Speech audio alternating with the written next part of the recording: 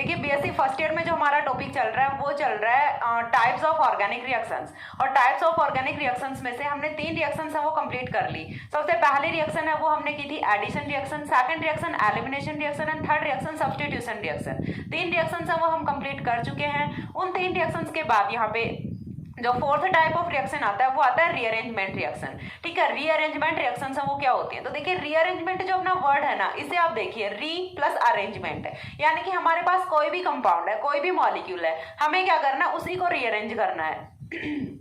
तो हमें क्या करना है, उसी मॉलिक्यूल को रीअरेंज करना है। ठीक है, रीअरेंज किस तरह से करेंगे? तो यहाँ पे देखिए हम कोई भी रिएक्शन कंडीशन है वो प्रोवाइड कराते हैं, लेकिन यहाँ पे रीअरेंजमेंट रिएक्शन में होता क्या है, ना ही तो किसी ग्रुप का एलिमिनेशन होता है, ना ही किसी ग्रुप का एडिशन होता है। तो सिर्फ क्या होता है, एक जगह से जो कुछ ग्रुप्स हैं वो हटके दूसरी जगह पे लग जाते हैं। ठीक है, देखिए एग्जाम्पल से आपको बहुत अच्छे से क्लियर होगा। फिर से मैं बता रही हूँ एक बार कि रीअरेंजमेंट रिएक्शन में होता क्या है, ना ही तो यहाँ से एलिमिनेशन होता है किसी भी ग्रुप का, ना ही यहाँ से एडिशन होता है किसी भी ग्रुप का। सिर्फ विद इन द मॉलिक्यूल कुछ जो ग्रुप्स हैं वो एक दूसरे की पोजीशंस हैं वो टेक ओवर कर लेते हैं, और इसी की वजह से जो रिएजेंट था वो किस में कन्वर्ट हो जाता है, प्रोडक्ट में कन्वर्ट हो जाता है। लेकिन मोस्ट ऑफ रीअरेंजमेंट रिएक्शंस में होता क्या है कि जो केमिकल फॉर्मूला आपका रिएक्टेंट का होता है वही केमिकल फॉर्मूला आपका किसका होता है, प्रोडक्ट का होता है। ठीक है, केमिकल फॉर्मूला दोनों का सेम रहेगा, लेकिन फिर भी दोनों की नेचर है, दोनों रिएक्टेंट और प्रोडक्ट हम वो दोनों डिफरेंट रहेंगे। अब यदि केमिकल फॉर्मूला सेम है लेकिन फिर भी स्ट्रक्चर्स हैं वो डिफरेंट है, तो वो क्या होते हैं, आइसोमर्स होते हैं। तो हम रीअरेंजमेंट रिएक्शंस को आइसोमराइजेशन रिएक्शंस हैं वो भी बोल सकते हैं। ठीक है, इनिशियली बेसिक लेवल की मैं बात कर रही हूँ, बाकी तो रीअरेंजमेंट रिएक्शंस में भी देखिए डिफरेंट टाइप्स हैं वो चलते हैं रीअरेंजमेंट्स के, लेकिन जो बीएससी फर्स्ट ईयर का है बिल्कुल बेसिक है, उसके अकॉर्डिंग मैंने यहाँ पे एक्सप्लेनेशन है वो दिया है। ठीक है, एग्जाम्पल्स हम देखते हैं, वहां से आपको समझ आएगा कि क्यों हम इसे आइसोमराइजेशन रिएक्शन है वो बोल रहे हैं। तो एग्जाम्पल फर्स्ट जो होता है अपना वो देखिए यहाँ से क्या होता है, एग्जाम्पल फर्स्ट। तो यहाँ से देखिए एग्जाम्पल फर्स्ट में हम क्या करने वाले हैं, ब्यूटेन का आइसोमराइजेशन कराएंगे। किसमें कराएंगे, 2 मेथिल प्रोपेन में कराएंगे। ठीक है, तो आइसोमराइजेशन ऑफ ब्यूटेन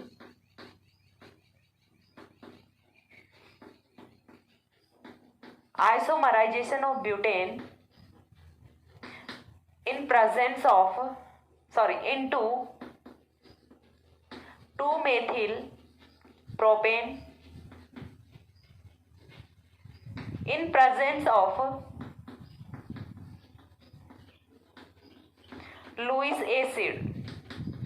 ठीक है, और ये रिएक्शन जो है, ये जो अपना आइसोमराइजेशन या फिर रीअरेंजमेंट है, ये किसकी प्रेजेंस में होने वाला है, लुईस एसिड की प्रेजेंस में होने वाला होता है। ठीक है, सबसे पहले हमें क्या चाहिए, एन ब्यूटेन चाहिए। तो एन ब्यूटेन का फॉर्मूला डिराइव करना देखिए कोई भी मुश्किल काम नहीं है, 12th पास करके आए तो इतना तो कर ही लोगे। तो एन ब्यूटेन क्या होता है अपना, सबसे पहले ब्यूटेन है जहाँ पे, तो कार्बन नंबर वो कितना आएगा, 4 आएगा। ठीक है, 4 कार्बन की जो स्ट्रेट चेन होती है उसी को हम क्या बोलते हैं, एन ब्यूटेन बोलते हैं। तो चलिए हम यहाँ पे रख लेते हैं अपना N butane, CH3 CH2 CH2 CH3, ये क्या हो गया अपना एन ब्यूटेन हो गया। अब एन ब्यूटेन को हमें क्या करना है, हीट करना है in the presence of Lewis acid. AlCl3 की प्रेजेंस में हम इसे क्या करेंगे, हीट करेंगे। ये लुईस एसिड है, ये क्या होता है, सबसे पहली चीज तो आपको ये पता होनी चाहिए कि लुईस एसिड सब वो क्या होते हैं। तो ऐसी कोई भी स्पीसीज जो इलेक्ट्रॉन्स को एक्सेप्ट करती है वो क्या होती है, लुईस एसिड होती है।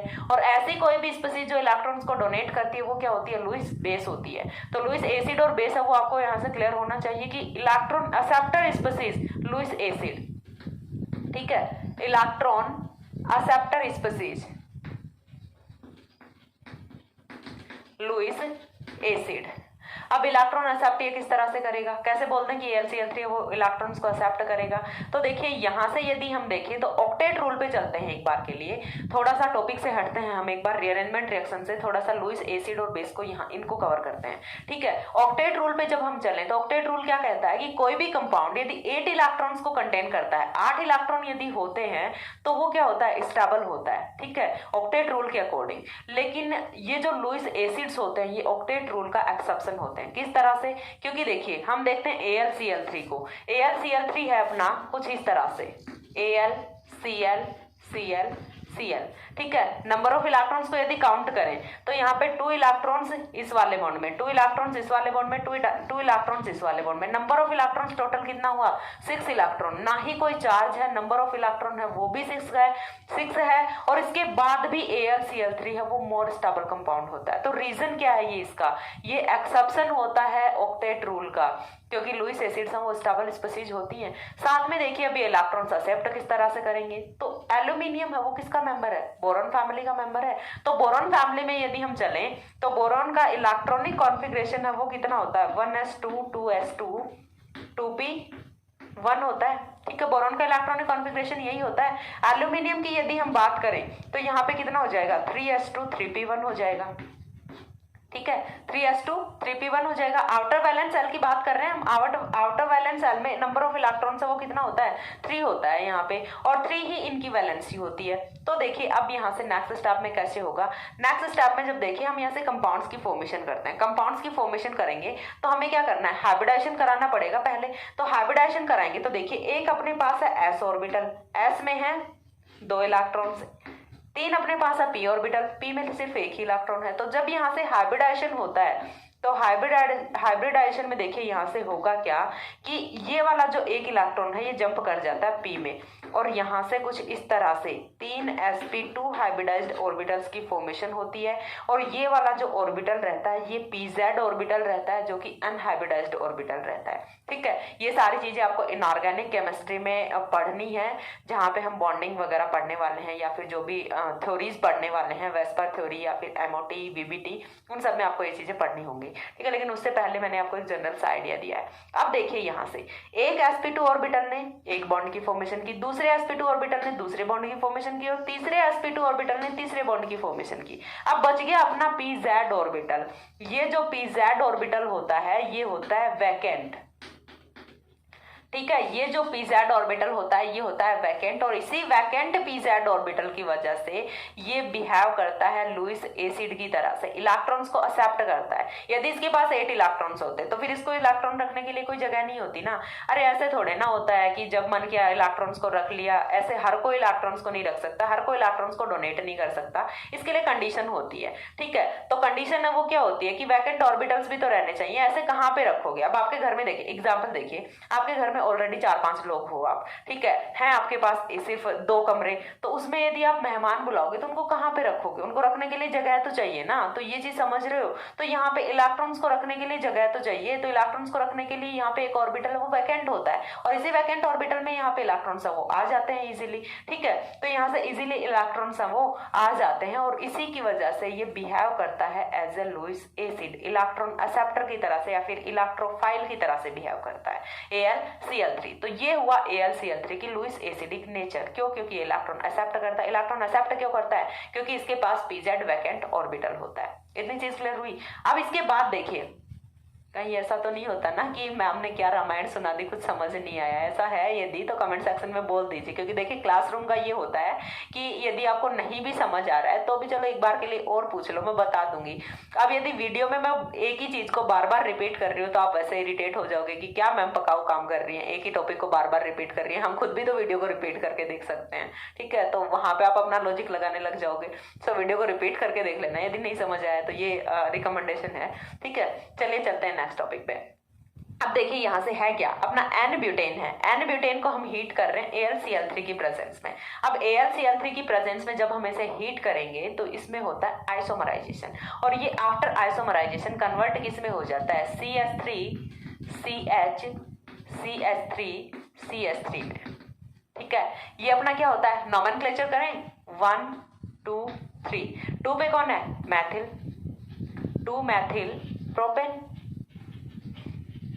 ठीक है। 2 मेथिल प्रोपेन की यहाँ से फॉर्मेशन होती है। तो चीज क्लियर हुई। अब देखिए हमने क्या बोला, मैं इसे क्यों आइसोमराइजेशन रिएक्शन बोल रही हूँ। फिर आइसोमराइजेशन और रीअरेंजमेंट में डिफरेंस कहाँ पे होता है? यदि ऐसा होता तो हर एक रीअरेंजमेंट है वो आइसोमराइजेशन ही होता ना, लेकिन ऐसा हर जगह नहीं होता, ठीक है। कुछ एग्जाम्पल्स होते हैं, जैसे आपके सिलेबस का है वहां पे हर एग्जाम्पल है वो आइसोमराइजेशन वाला ही रखा हुआ है, ठीक है। तो यहाँ पे देखिए एन ब्यूटेन में यदि हम नंबर ऑफ कार्बन और नंबर ऑफ हाइड्रोजन हम वो काउंट करें तो नंबर ऑफ कार्बन कितना है एन ब्यूटेन में? 4 है, ठीक है। कार्बन से वो कितने हैं? 4 हैं। हाइड्रोजन से वो कितने हैं? 3 5 7 10। हाइड्रोजन से वो कितने हैं? 10 हैं।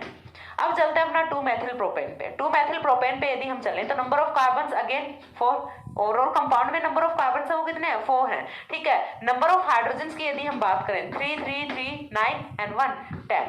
तो यहाँ पे देखिए रिएक्शन से पहले भी यहाँ पे केमिकल फॉर्मूला है वो सेम था और रिएक्शन के बाद भी केमिकल फॉर्मूला है वो सेम है। रिएक्टेंट का केमिकल फॉर्मूला, प्रोडक्ट का केमिकल फॉर्मूला जब सेम होते हैं तो हम उन्हें क्या बोलते हैं, आइसोमर्स बोलते हैं, ठीक है। तो हम उन्हें क्या बोलते हैं, आइसोमर्स बोलते हैं।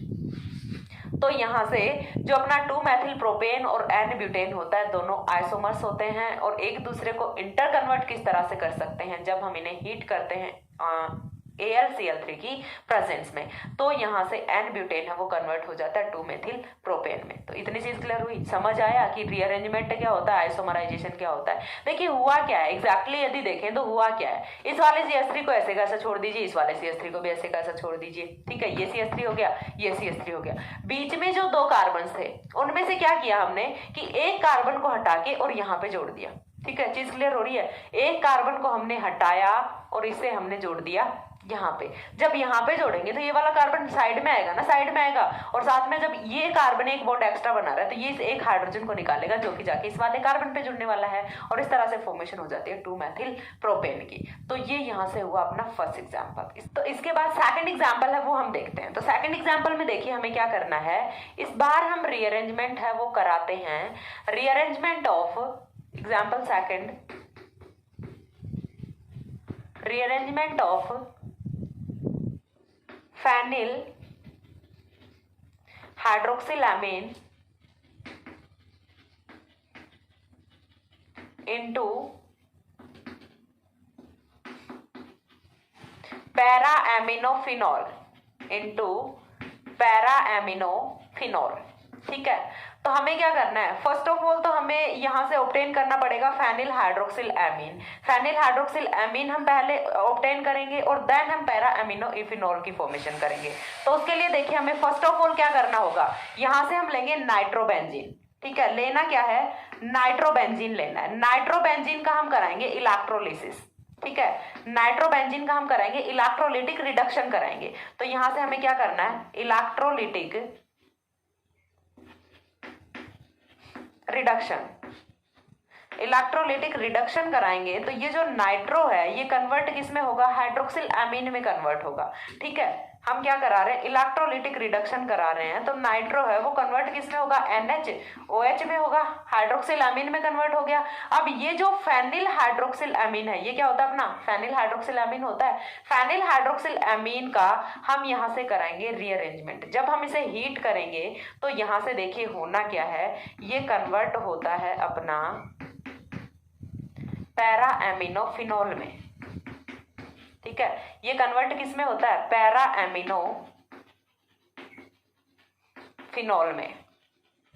ये हो गया अपना पैरा एमिनोफिनॉल। ये अपना क्या होता है, फेनिल हाइड्रोक्सिल एमीन, ठीक है। और ये अपना क्या होता है, नाइट्रोबेंजीन। तो इस तरह से हमने देखे यहाँ पे रीअरेंजमेंट है वो कहाँ पे हुआ है, इतने को भूल जाइए कि हमने पहले नाइट्रोबेंजीन का इलेक्ट्रोलिटिक रिडक्शन कराया है जहां से हमने फेनिल हाइड्रोक्सिल एमीन ऑब्टेन किया है, ठीक है। देन हम क्या कर रहे हैं, यहां से आगे होने वाली है रीअरेंजमेंट रिएक्शन, ठीक है। जो आइसोमराइजेशन है या फिर रीअरेंजमेंट रिएक्शन है वो यहां से आगे हुई है। अब यहां से आगे देखिए अगेन हमने बात क्या की थी कि केमिकल फॉर्मूला है वो रिएक्टेंट का और प्रोडक्ट का सेम रहने वाला है। तो चेक कर लेते हैं कि क्या केमिकल फॉर्मूला सेम है। तो देखिए चेक जब हम करेंगे तो यहां से देखिए एक बार के लिए देखें, इतनी जो अपनी यूनिट है ये क्या होती है, C6H5 होती है, ठीक है। C6H5 होती है, चलिए बता देती हूँ किस तरह से होती है। यहाँ पे CH है, यहाँ पे CH है, यहाँ पे CH है, CH। अब ये वाला जो कार्बन है इसने देखिए 3 बॉन्ड्स तो बनाए हुए हैं और एक डबल बॉन्ड भी होता है यहाँ पे, इनको भी हम ऐसे लिख देते हैं, चलो ऐसे अच्छे से समझ आएगा। अब देखिए यहाँ पे ये वाला जो कार्बन है इसकी तो सारी की सारी वैलेंसीज कंप्लीट है, तो C6 है और H5 है। देन क्या है अपना C6H5 तो यहाँ पे थे और 2 यहाँ पे हैं, तो ये कितने हो गए, H7 और साथ में NO। तो ये यहाँ से हो गया फॉर्मूला C6H7NO हो गया। अब चेक करते हैं इसका, तो इसका फॉर्मूला यदि चेक करें तो कार्बन है वो तो 6 ही है अभी भी, C कितने हैं 6 हैं। अब इसके बाद हाइड्रोजन्स को चेक करते हैं। हाइड्रोजन्स को जब हम चेक करेंगे तो देखिए 2 हाइड्रोजन्स तो ये वाले, 1 हाइड्रोजन ये वाला, 3 हाइड्रोजन्स, 3 के बाद एक CH CH CH and CH, ठीक है। 3 हाइड्रोजन्स के बाद में 4 हाइड्रोजन्स ये वाले, यहाँ पे कोई हाइड्रोजन नहीं, यहाँ पे कोई हाइड्रोजन नहीं, इतनी चीज क्लियर होती है। तो 3 + 4 कितने हुए हाइड्रोजन्स, 7 हाइड्रोजन्स हुए। और 7 हाइड्रोजन्स के बाद में बच गया कौन कौन, नाइट्रोजन प्लस ऑक्सीजन। तो देख लीजिए आइसोमराइजेशन ही हुआ है, जो फॉर्मूला पहले था वही फॉर्मूला बाद में भी बन रहा है। तो 2 एग्जांपल्स तो हमने देख ले जिनमें फॉर्मूला है वो अपना सेम है, ठीक है। इसके बाद जो थर्ड एग्जांपल है वो हम यहाँ से देखते हैं। थर्ड एग्जांपल है वो अपना क्या होगा, हमने क्या लिया, अमोनियम साइनेट लिया, NH4CNO क्या होता है, अमोनियम साइनेट होता है। अमोनियम साइनेट को हमें क्या करना है, हीट करना है। अमोनियम साइनेट को जब हीट करेंगे तो ये कन्वर्ट किस में होगा, यूरिया में कन्वर्ट होता है। यूरिया का फॉर्मूला आई थिंक सभी लोग जानते होंगे, NH2C+O NH2, ये अपना क्या होता है, यूरिया होता है। तो जब हमने अमोनियम साइनेट को हीट किया तो ये कन्वर्ट किस में हुआ, यूरिया में कन्वर्ट हुआ। देख लेते हैं केमिकल फॉर्मूला क्या दोनों कंपाउंड्स का सेम है। तो देखिए यहाँ से NH4 और एक ये वाला नाइट्रोजन, सबसे पहले तो आप ये देख लीजिए 2 नाइट्रोजन हैं और साथ में 4 हाइड्रोजन हैं, तो 2 नाइट्रोजन और 4 हाइड्रोजन हो गया कंप्लीट। उसके बाद कार्बन और ऑक्सीजन। तो जो फॉर्मूला अपना अमोनियम साइनेट का था सेम फॉर्मूला किसका है, यूरिया का है। तो दैट मीन्स यहाँ पे भी क्या हुआ है, आइसोमराइजेशन ही तो हुआ है। तो आइसोमराइजेशन और रीअरेंजमेंट रिएक्शंस हैं, इन दोनों को हम एक जैसे रिएक्शंस हैं वो बोल सकते हैं। तो आइसोमराइजेशन बोलें या फिर रीअरेंजमेंट रिएक्शन बोलें, सिर्फ आपके लेवल पे, बेसिक लेवल पे। बाकी देखिए रीअरेंजमेंट रिएक्शंस में भी बहुत ज्यादा चेंजेस होते हैं। तो ये हो गई अपनी rearrangement reaction. Types of organic reactions में हमने चारों के चारों जो टाइप्स हैं, फर्स्ट जो टाइप है वो हमने किया था addition reaction, second elimination reaction, third substitution reaction, fourth rearrangement reaction. चारों टाइप की रिएक्शंस हैं वो हम कंप्लीट कर चुके हैं।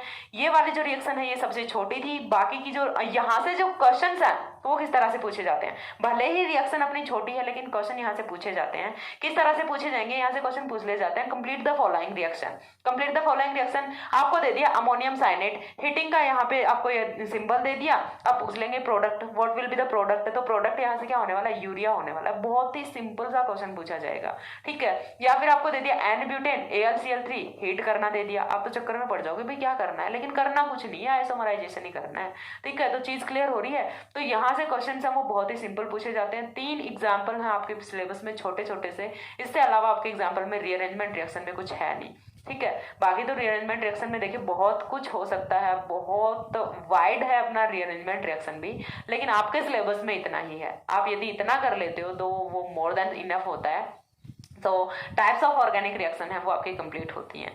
और यदि मैं स्पेशली बात करूं PDU SU या फिर RU की, ठीक है, राजस्थान यूनिवर्सिटी या फिर शेखावाटी यूनिवर्सिटी सीकर की, तो इन दोनों यूनिवर्सिटीज के लिए, इन दोनों यूनिवर्सिटीज के यदि आप स्टूडेंट हो तो आपका एक यूनिट है वो यहीं पे कंप्लीट हो जाता है, ठीक है। क्यों हो जाता है, क्योंकि यहाँ पे देखिए कुछ यूनिवर्सिटीज हैं वहां पे होता है सेमेस्टर सिस्टम। तो सेमेस्टर सिस्टम में तो आपका कंप्लीट चैप्टर है वो पूछा जाता है, लेकिन अपने यहाँ पे एनुअल एग्जाम होती है और एनुअल एग्जाम में यहाँ पे अपने क्वेश्चंस पूछे जाते हैं हाफ पार्ट से। हाफ पार्ट से एक क्वेश्चन पूछा जाता है, हाफ पार्ट से दूसरा क्वेश्चन पूछा जाता है। तो रिएक्शन जो अपनी यूनिट है उसका हाफ पार्ट है वो हम कवर कर चुके हैं, ठीक है।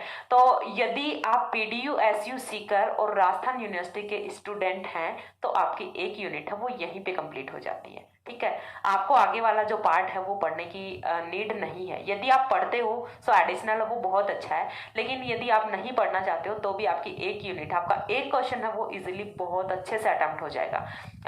इस चीज की मैं गारंटी लेती हूँ। इससे बाहर एक क्वेश्चन में कुछ नहीं जाने वाला है, ठीक है। और यदि आपने इतना कर लिया ना तो आपकी बाकी की यूनिट्स हैं, जैसे लास्ट में हम पढ़ने वाले हैं एरिल हैलाइड्स, तो वहां पे भी आपको अगेन यही वाली रिएक्शंस हैं अगेन रिपीट करनी पड़ेंगी। तो आपका बहुत ज्यादा पार्ट है वो यहाँ से कवर हो जाता है यदि आपने अच्छे से इन सारे को कवर कर लिया।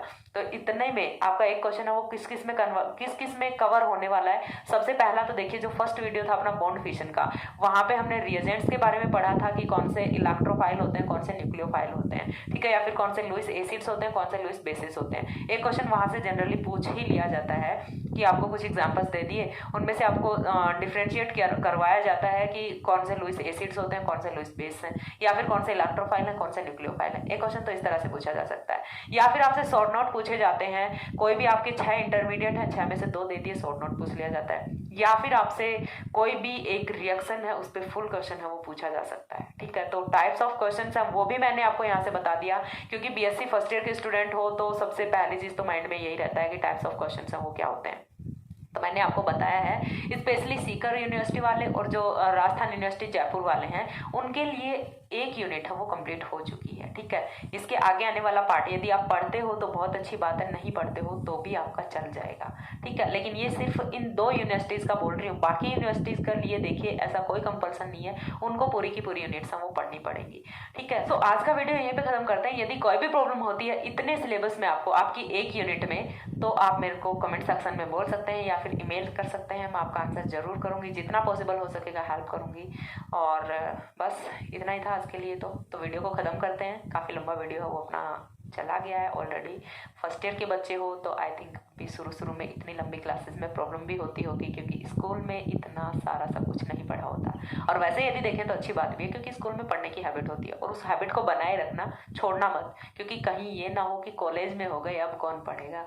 कॉलेज बेटा जी इतनी आसान नहीं है। ठीक है, जितना आप लोग सोचते हो, जितना कॉलेज को लोग सीरियस लेते नहीं है ना, तो वो हम लोगों की कमी की वजह से नहीं लेते। ठीक है, वरना सारे जो क्रिएटर्स हैं या फिर सभी जो फैकल्टीज हैं या फिर सोसाइटी मेंबर्स की बोलें, हर कोई किस पे फोकस कर रहा है, नीट पे, आईआईटी पे, ठीक है, जेडब्ल्यू पे, इन पे फोकस कर रहे हैं। क्यों? क्योंकि कॉलेज वालों को कोई कुछ समझता ही नहीं है। क्यों नहीं समझता? लेकिन क्यों नहीं समझते?